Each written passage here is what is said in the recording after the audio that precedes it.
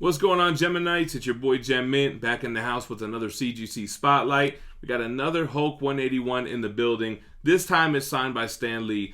So we'll talk a little bit about the book, mainly look at the census and GPA on how do you price a signature series book, especially when it's someone like Stan Lee who's no longer with us. So stay tuned and check it out.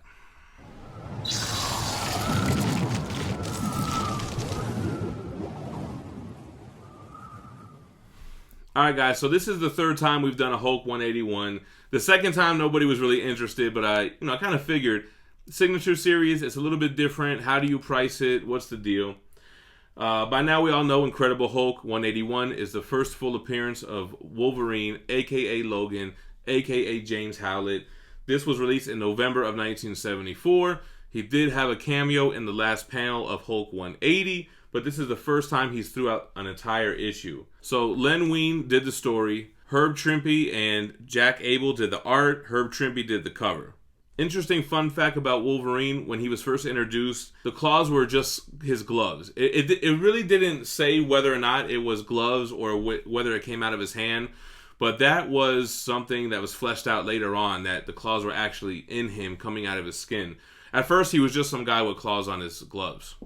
As far as Incredible Hulk 181, there have been 11,356 copies graded in total by CGC. That doesn't mean that's how many there are floating out there. This could have been a blue label that somebody cracked, had signed, and got submitted again, and then boom, it's on the census twice. For 5.0, which is very good / fine, there are a total of 682 copies graded. Of that 682, there are only 92 signature series books. This one is signed by Stan Lee, and honestly, before Stan Lee passed away, this wouldn't have been a sought-after Stan Lee sig. It's really big.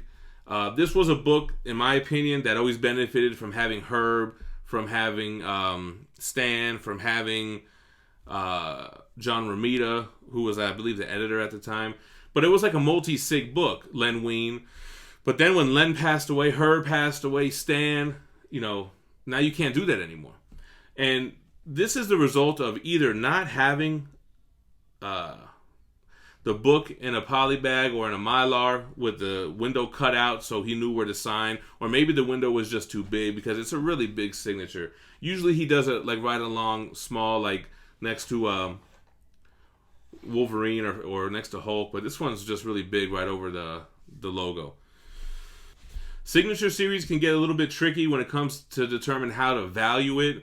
A good rule of thumb with a creator that's alive is, how much did it cost to get the sig? Add that on top, maybe a little bit more.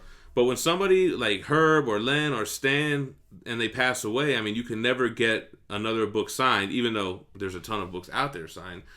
The value starts to go up. When Herb passed away, his signatures on these books called for a premium. Now if you get with all three of them on there, that's crazy. But if it's just Stan, we can check GPA and we can see 5.0 signature series sales just signed by Stan Lee. The problem is, when was that? Was that before he passed away? Was that recently? How many sales was it? I'm sure there wasn't an abundance of them. So we'll take a look at it and see what we would do if we're trying to figure out how to value this book. The first thing I would really do is look at blue labels, 5.0s, and 6.0s.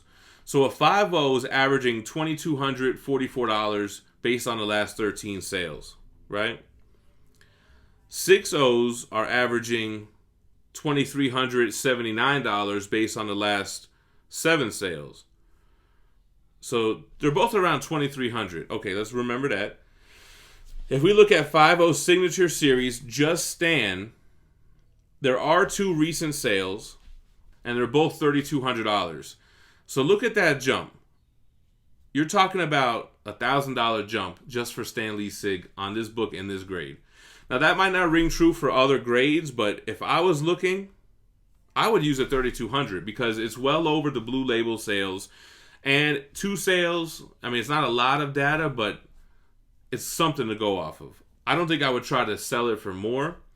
And if I was trying to buy it, I definitely would try to do less. I would try to ask myself, how much of a premium is Stan's signature bumping up these grade points? I don't know that it's $1,000 on a Hulk 181, but It is kind of new that he passed away, so that could have something to do with it. I always said that it would level out because he probably has the most autographed collectibles out of anybody, right? I mean, who else has signed more things than Stan?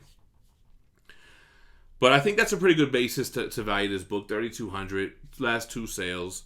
But if you look on eBay, if somebody had this on eBay, nobody's trying to get what the last sale was or lower. Everyone wants higher. It'll probably be listed on eBay for $4,000 or $3,800 or something like that. But be savvy. If you're a buyer or a seller, this is a really good tool. This GPA, grade point analysis. It does cost you like $11 a month. But it's worth it. If you're buying books, it's going to save you money for sure. That's all I really have for this book. We've done it a couple of times. It's the big boy of the Bronze Age. One of the most sought after comics of all time. Wolverine as a fan favorite. I think it's one of the most graded comics by CGC. They actually, GPA at one point let you look at Hulk 181 sales for free to kind of see how their site worked. It was the most traded book on GPA. Anything else I want to talk about? This one has off-white pages. It's a good looking copy.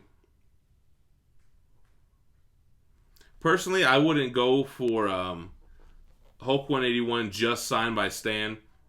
I wasn't really a fan of Stan signing books that he didn't write. Like, he wasn't the writer of the story.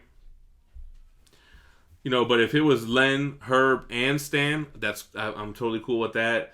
People throw on John Romita because he was the editor at the time, so he had to approve the book. He's not really credited as a creator or anything.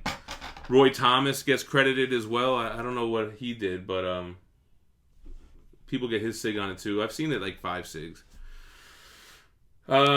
Let me know what you think about the breakdown in the comments below. Drop me a like on the way out. Make sure to subscribe to the channel for more CGC Spotlights. I promise I do more than Hulk 181s. But, I mean, let's be honest. It's everyone's favorite book.